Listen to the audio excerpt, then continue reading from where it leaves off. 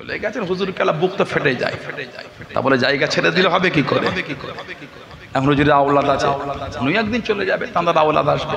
দাদা হুজুর ছিলেন চলে গেলে, পাঁচ হুজুর ছিলেন চলে গেলে, আমার আব্বা চাচারা আছেন, আল্লাহ হায়াত দেন যারা আছেন, বলেন আমিন।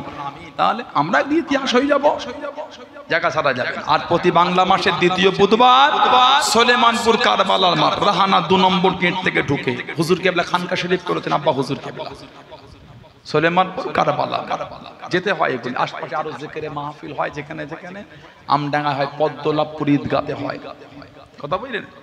ওর ভেতরটাই ওই 5 গ্রামের ওই ভেতরটাই ইউনুস সাদা হুজুরের খানকা শরীফ করে ওখানটা জিকির হয়। এখন রামপুরে জিকিরে মাহফিল হয়, যাবেন আপনারা, এগুলো যেতে হয়, জিকিরে মাহফিল হাজির হতে হয়, কথা বুঝলেন।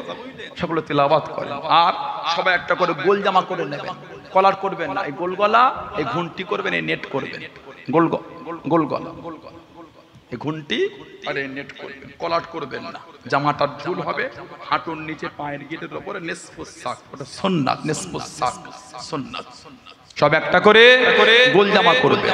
জুমার নামাজ, ওয়াক্তিয়ার নামাজ, জলসা মাহফিলে যাচ্ছেন, ফুরফুরা শরীফে যান, আল্লাহ ওয়ালাদের দরবারে যান, গোল জামা পরে যান। তা বলে আমি এটা বলছি না যে ফারা পাঞ্জাবিতে নামাজ হবে না বা কলাটলা পাঞ্জাবি, আমি কিন্তু এটা বলিনি। ফারা পাঞ্জাবি তো নামাজ হবে, কলাটল পাঞ্জাবি তো নামাজ হবে। কেন মিথ্যা বলবো আপনাদের করে? আপনি মানে জায়গাটাকে ঠিক করবেন। সব একটা করে গোল জামা করবেন, বলুন ইনশাআল্লাহ।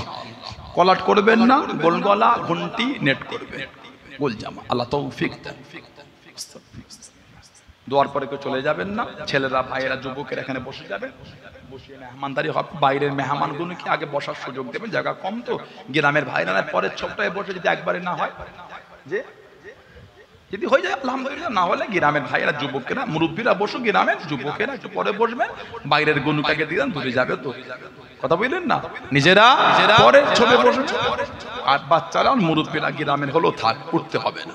আর যারা সিনিয়র আর আমার যুবক ভাই আছে, ওনারা উঠে গিয়ে বাইরের মেহমানদের সুযোগ করে দেবে, এখানে খাওয়া দাওয়া করে যাবে। উপস্থিত দাওয়াতকে সকলে কবুল করুন, বলুন আলহামদুলিল্লাহ।